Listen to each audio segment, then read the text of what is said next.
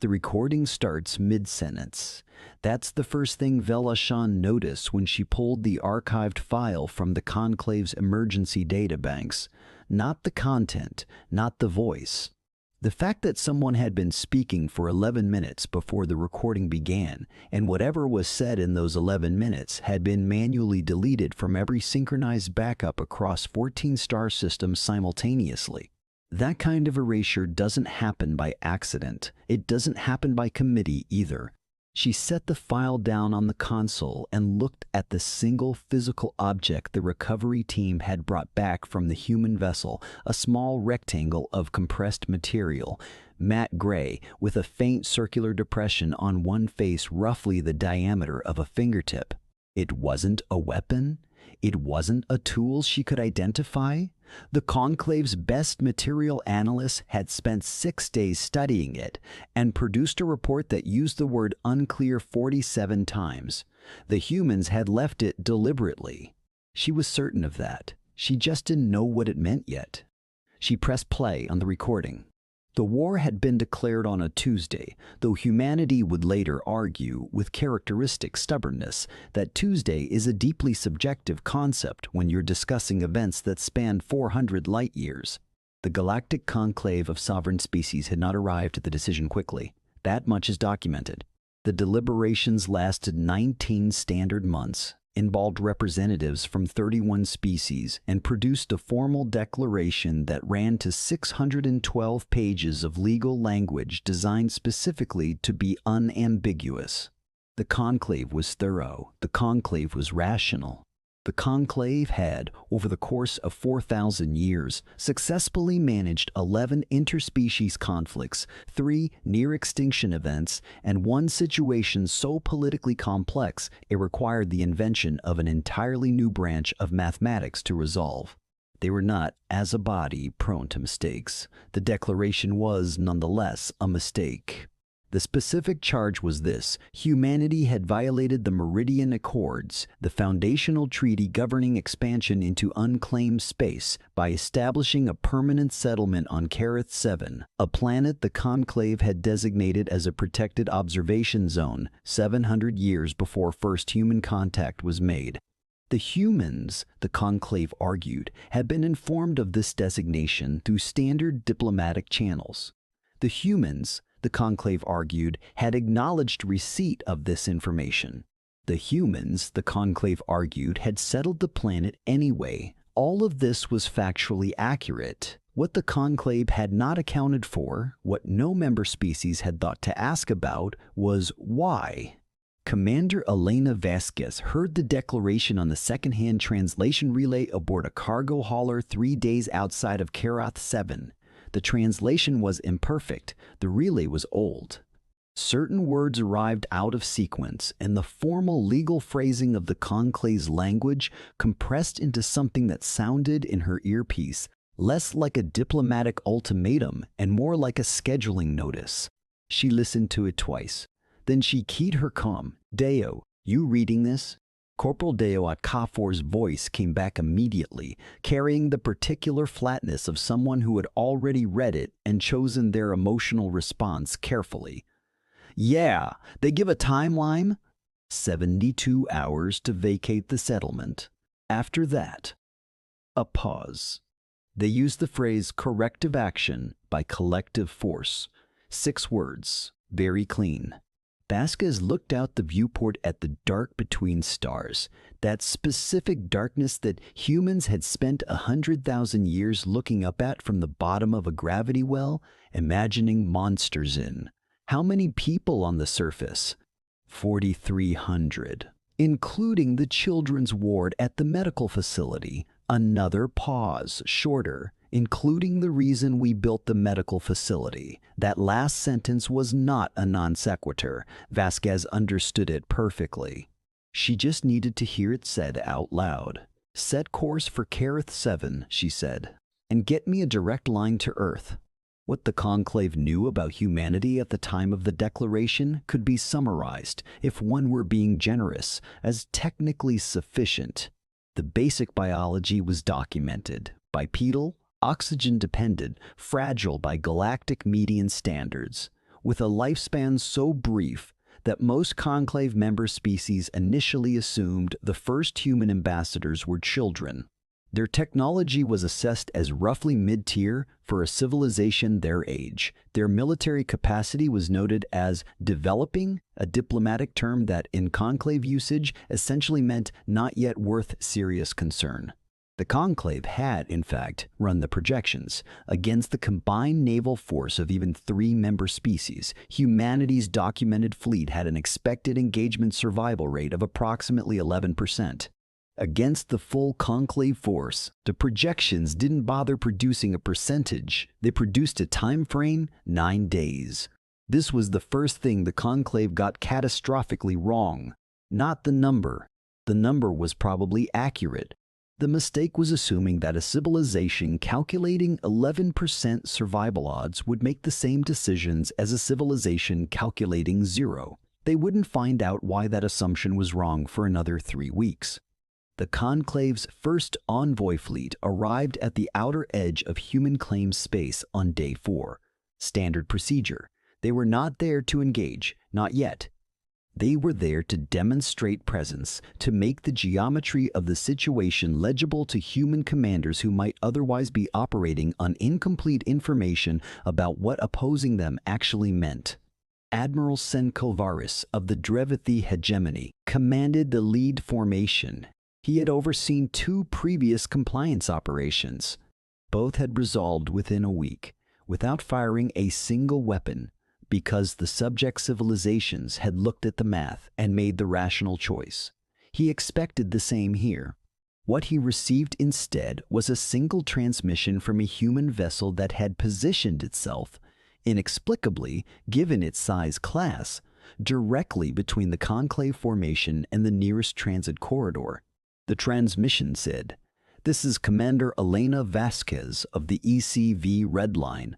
I'm going to need you to hold your position. We're having a conversation."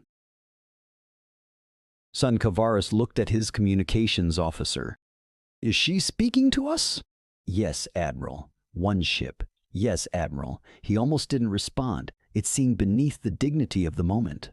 But something in the transmission's tone, not fearful, not desperate, but oddly administrative, as though she were managing a scheduling conflict rather than staring at 200 warships, made him curious in a way he didn't entirely trust. "Put her on screen," he said. Vasquez's face was calm.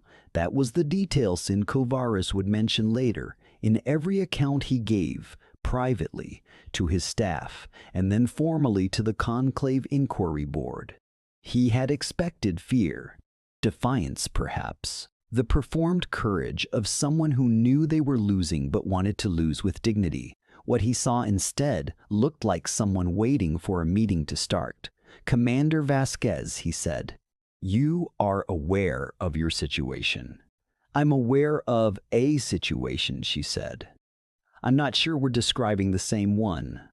"The declaration is clear. You have 4 days remaining. I know what the declaration says."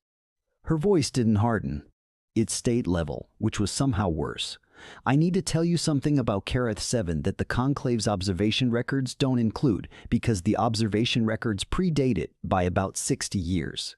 She paused. "Are you recording this?" "Everything is recorded." "Good." She glanced briefly off-screen at something, someone he couldn't see, then back. Kareth 7's northern continent has a geological condition. Subsurface methane pockets distributed across approximately 40% of the landmass. Our first survey team found them about 8 months after settlement. If you deploy a standard orbital bombardment pattern, you won't just destroy the settlement, you'll trigger a cascading ignition event across the entire continent. The atmosphere becomes non-viable for approximately 900 years. She said this the way someone announces a logistical complication, not a threat, a problem. I'm telling you this because the Conclave designated that planet as a protected observation zone. I assume that designation means you don't actually want to render it uninhabitable for a millennium? Senkovaris said nothing for a moment. "You could simply vacate the settlement," he said. "We could," Vasquez agreed. "We will not." "Why?" The pause that followed was not hesitation. He would think about this later. It was the pause of someone deciding how much of a true answer to give.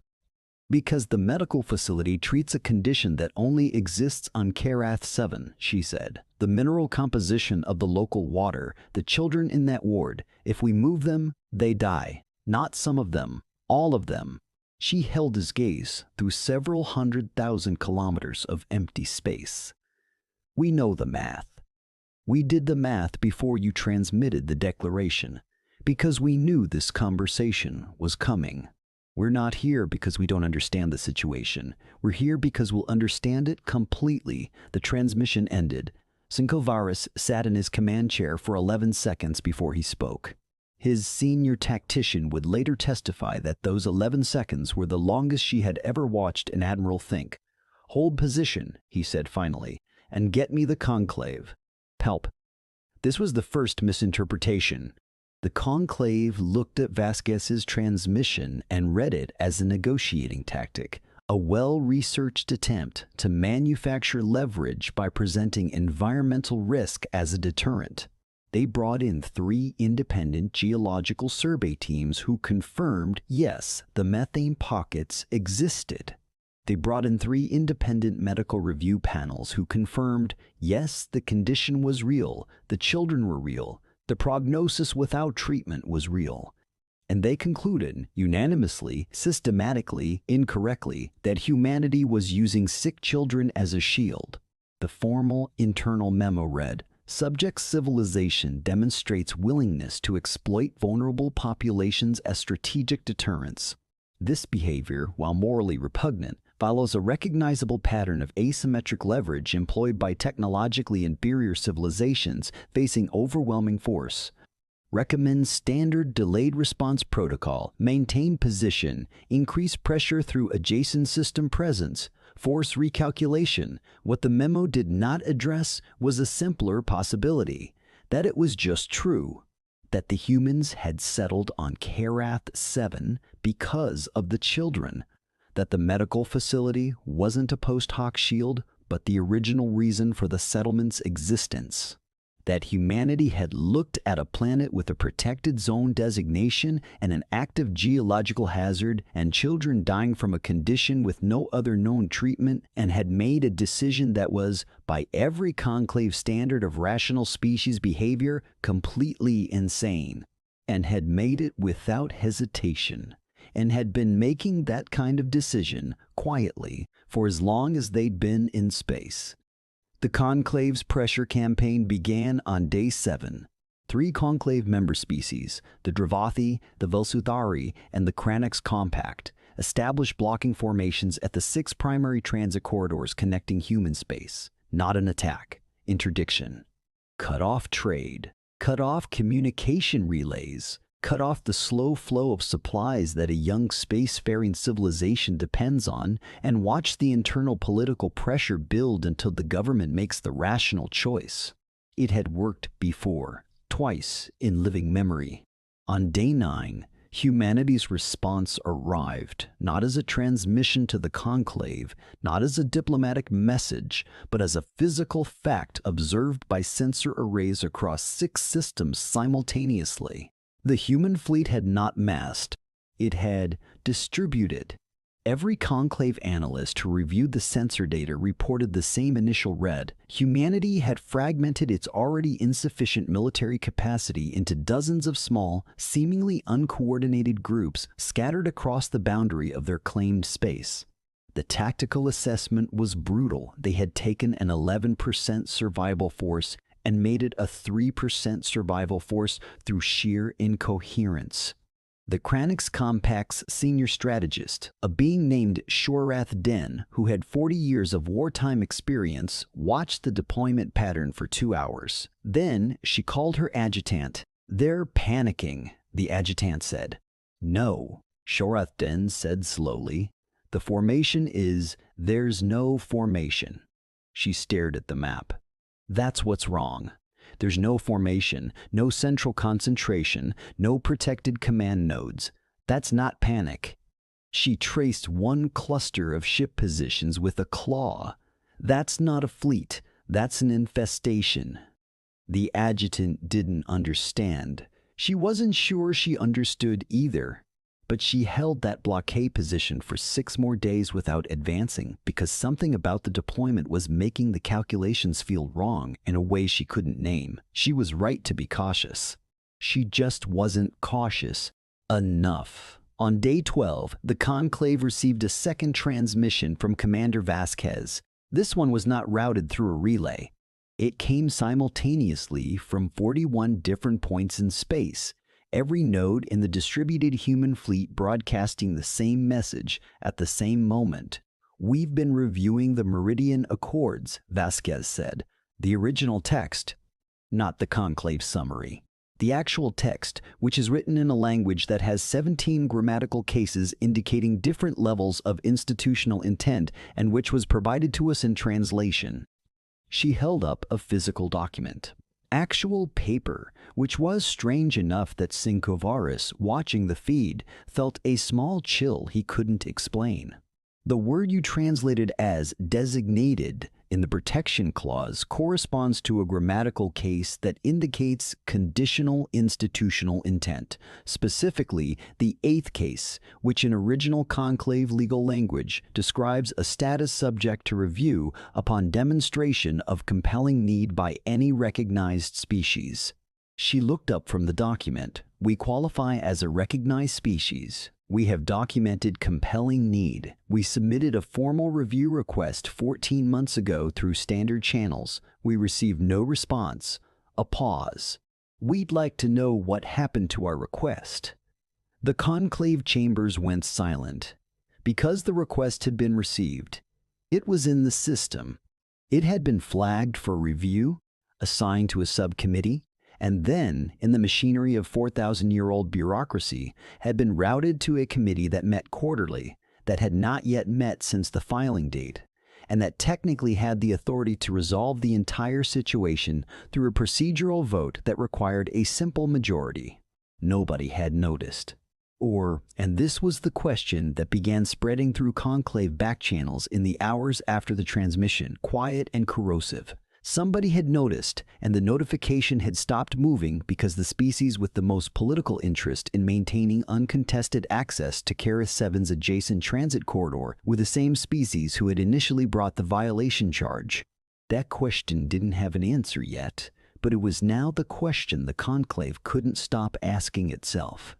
Here is what the Conclave archive does not show clearly because the events happened across too many locations simultaneously to produce a clean narrative record. Here is what Vel Ashan spent 4 months reconstructing from sensor logs, secondary transmissions, and the testimony of beings who had been there. The distributed human fleet had not fragmented in panic. They had taken up positions adjacent to the infrastructure that kept the Conclave blockade functional. Fuel relay stations, communications amplifiers, the 3 asteroid processing facilities that the Drevathi used to resupply their patrol routes, not attacking them, not threatening them, simply being near them, close enough that any aggressive Conclave maneuver would require moving through or past human vessels to execute. The humans had made themselves expensive to remove, not powerful, not militarily superior, just expensive. Every calculation that had previously run to 9 days now had to add variables. What do we lose to get there? How much infrastructure damage do we absorb? How do we replace a fuel relay while actively engaged? The 11% survival rate hadn't changed. The math hadn't changed. But the cost had changed, and the Conclave had 31 member species, 31 sets of interests, and 31 internal political calculations running simultaneously. And suddenly, the species that had been an afterthought was making everyone run the numbers twice. Shorat Den, who had the most experience with human tactical thinking at that point, which is to say 12 days of experience, sent a message to the Conclave that her own government would later classify and deny sending. They don't fight like a civilization expecting to win. They fight like a civilization that has decided to make losing unacceptably expensive. I do not have a protocol for this. The message was received. It was not acted on. 3 days later, humanity stopped holding back. Not with weapons.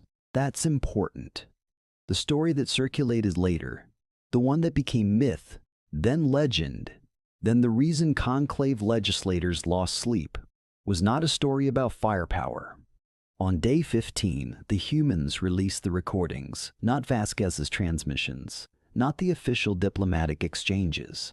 The other recordings, the ones that documented in exhaustive detail 47 instances over the previous decade in which human diplomatic communications had been altered, delayed, or suppressed by intermediary routing systems controlled by conclave member species with economic interests in outcomes unfavorable to human expansion.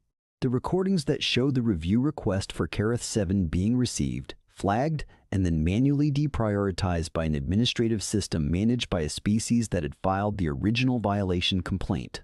The recordings that showed the conclave had not made a mistake. The recordings that showed the conclave had been used. They've had these for how long? The question came from Velsothari Ambassador Seranthos, broadcast on the emergency channel, not caring that everyone could hear. His composure, which was legendary in conclave circles, had left the room entirely. The timestamps, his aide said quietly. The oldest one is from 9 years ago. They've held this for 9 years. Yes, while allowing us to. He stopped, restarted. They let us declare war. They let us deploy. They let us blockade them, with this in their possession. The aide said nothing. Why? Seranthos demanded, not of his aide, to the room, to the question, to the ceiling. Why would they wait? Why not release this when we filed the initial complaint? Why not release it when we issued the declaration? Why allow any of this to happen if they could have ended it before it started? The answer came from an unexpected direction. A junior communications officer, young enough that her scales hadn't fully settled to adult coloration, who had been standing very still at her station for the last 10 minutes. Because, she said carefully, releasing it before the war meant releasing it as a complaint, a grievance. She paused, aware that every senior official in the room had turned to look at her. Releasing it after the conclave formally declared war means releasing it as evidence in an active conflict, which triggers Article 31 of the Meridian Accords, another pause, which convenes a full conclave tribunal, which has the authority to review the admissibility of the original violation charge. The room was silent. They didn't wait because they were afraid, she said. They waited because the declaration was the mechanism. They needed us to declare war so they'd have grounds to challenge the entire legal basis of the conflict in a forum where the evidence would be binding. Seranthos looked at her for a long moment. "How old are you?" he said.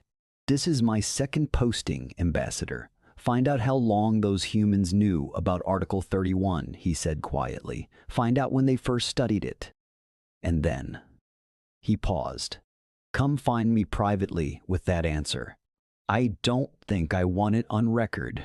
She found him the next morning. The humans had first documented Article 31 in their legal archives 11 years ago. 3 years before the Kareth 7 settlement was established. 7 years before the violation complaint was filed. The settlement itself had been built with this moment in mind. Not the children. The children were real. The illness was real. The treatment was real. That was never the strategy. That was the reason. But the location, the timing, the specific planet with its protected designation and its bureaucratic ambiguity and its geological hazard that made bombardment self-defeating, all of it had been chosen by people who had read an obscure article in a treaty document and understood that the only way to create a fair legal challenge was to manufacture circumstances in which the challenge became necessary. Humanity had not stumbled into a confrontation with the conclave. They had built one, carefully, over a decade, with dying children as their moral foundation and 4,000-year-old legal text as their weapon. And they had done it because they had looked at the conclave's power structure and the economic manipulation embedded within it, and the quiet systematic disadvantaging of younger spacefaring species, and had decided that the right way to dismantle a corrupt system was not to fight it directly, because you couldn't win that fight, but to force it to consume itself through its own legal mechanisms, in public, in a forum where the evidence would be binding and the outcome would set precedent. The war had lasted 15 days. No shots fired. 4 Conclave member species facing formal tribunal proceedings. The Karath 7 settlement granted protected medical designation. And a junior Velsuthari communications officer sitting outside her ambassador's office, holding a data pad with 11 years of human legal preparation documented on it, trying to understand how a species that had been in space for less than 200 years had walked into the galaxy's oldest political body and quietly taken it apart. Velashen stopped the recording. She looked at the gray rectangle on her desk. The object the humans had left on the vessel her recovery team had boarded. The matte surface. The circular depression the diameter of a fingertip. She had assumed, for months, that it was some kind of signaling device, or a storage medium with encrypted data, or a piece of technology whose function she simply didn't recognize. She picked it up. Pressed the depression. A faint click. The rectangle opened on a hinge she hadn't noticed, so flush with the surface it was nearly invisible. Inside was a single piece of paper, folded twice. She unfolded it. It was a drawing. Crayon, clearly made by a child. The uneven pressure, the slightly crooked angles, the way the figures were large and disproportionate and entirely confident. A planet, a building. Stick figures standing in front of the building. Tall ones, short ones, one in what was clearly meant to be a spacesuit. And at the bottom, in the careful, oversized letters of a young child learning to write, "Thank you for not bombing yous." Velashan set the paper down on the desk. She sat with it for a long time. Haver would be a tribunal. It would last 2 years. It would result in the restructuring of conclave communication routing protocols, the mandatory independent review of any complaint filed by a species with economic interest in the outcome, and the establishment of a dedicated legal advocacy office for developing spacefaring civilizations. 4 of the 31 conclave member species would face formal censure. 2 would face consequences severe enough that their political leadership changed completely. The Karath 7 Children's Ward would remain open. The last patient would be discharged 6 years later, cured, walking out into sunlight on a planet the Conclave had once planned to render uninhabitable. Commander Vasquez would return to Earth to a reception she described in the only interview she gave as deeply excessive. She would deflect every question about strategy, about planning, about the 11 years of legal preparation. She would say only that she had been part of a team, that the team had been part of something larger, and that the thing worth talking about, the only thing worth talking about, was a mineral deposit in a planet's groundwater that happened to reverse a degenerative condition in children, which was a miracle that deserved to exist in the world, and which they had not been willing to let disappear. Deo Al-Kafir would never speak publicly about any of it. He would, purportedly, visit Karath 7 every year on the same date, the date the declaration had been issued, and walk to the medical facility and sit in the waiting room for an hour, not speaking to anyone. Nobody knew exactly why. Nobody asked. Shoreth Den submitted her final report to the Krenix Compact 6 months after the tribunal began. 40 pages classified at the highest level, which did not prevent it from being leaked in fragments across the next decade until the full text was eventually published by an academic who had collected enough pieces. The most quoted passage was near the end. After 40 pages of military analysis, tactical reconstruction, and strategic assessment, after everything she had documented about human deployment patterns and legal preparation and manufactured leverage and deliberately cultivated patience, she wrote this: "The Conclave made one foundational error. We evaluated the humans as we evaluate all species, by measuring their capacity for force and comparing it to our own. We found them insufficient. This calculation was correct. What we failed to ask, what no member of this body has ever needed to ask about any species we have encountered, is whether they knew they were insufficient. Whether they had looked at the same numbers we had looked at and reached a different conclusion about what the numbers meant. They had. They reached this conclusion, that if you cannot win the war, you must make the war the wrong war. If the enemy is stronger, you change what strength means. If the math says you lose, you change which math is being done. I have spent 40 years studying conflict. I have never encountered a civilization that responded to overwhelming disadvantage by treating it as a design constraint rather than a defeat condition. We declared war on humanity. What we did not understand is that the moment we did, we became the instrument of our own legal correction. They needed us to declare war. We were the mechanism. We were the tool.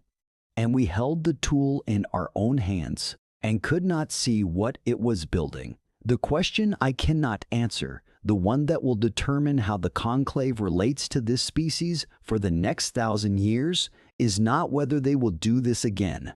They will. The question is whether next time they will need to be so patient, whether the 11 years will become 8 or 3, or whether one day a human diplomat will walk into a conclave chamber and present a legal challenge so precisely constructed that the entire case resolves before the member species have time to recognize what's happening. I believe they are already working on it. I believe they are already working on it. I believe they began working on it the moment the tribunal started. I believe the thing we should fear is not a humanity that fights back.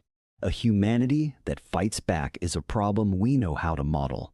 The thing we should fear is a humanity that watches everything, learns everything, reads every document in every archive they're given access to, understands the machinery of power better than the people running it, and remains convinced, despite every rational signal to the contrary, that the right outcome is still achievable. They are not the most powerful species in the galaxy. They are the species that does not accept that this matters. Vel-Ashen folded the child's drawing carefully.